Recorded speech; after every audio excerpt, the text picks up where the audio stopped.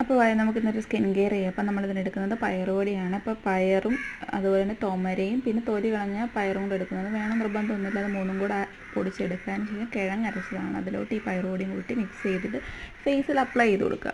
സംഭവം എനിക്ക് ഫേസ് ഇടുന്ന കാണിക്കാൻ ഇച്ചിരി നാണക്കേടാണ്, അതുകൊണ്ട് ഞാൻ പിന്നെ ഫേസ് ചെറുതായിട്ട് ഇടുന്നതെന്ന് കാണിക്കുന്നതേ ഉള്ളൂ, അതിനകത്ത് ഇടുന്നില്ലെന്നല്ല, ഞാൻ ഫേസിൽ അപ്ലൈ ചെയ്യുന്നുണ്ട്. പക്ഷേ എനിക്ക് ആദ്യമായിട്ടായതുകൊണ്ടായിരിക്കും ഒരു നാണക്കേട്. പിന്നെ ഞാൻ കയ്യിലൊരു വരയൊക്കെ ഇട്ടിട്ട് ഞാൻ അത് അപ്ലൈ ചെയ്തിട്ടുണ്ട്, കാരണം എനിക്കറിയത്തില്ല ഡിഫറൻസ് ഉണ്ടാവുമോ ഇല്ലയോ എന്നറിയാൻ വേണ്ടി. അതുകൊണ്ട് ഞാൻ വരയൊക്കെ ഇട്ടിട്ട് കുറച്ച് കഴിഞ്ഞപ്പോഴത്തേക്ക് നന്നായിട്ട് ഡ്രൈ ആയപ്പോൾ കഴുകി.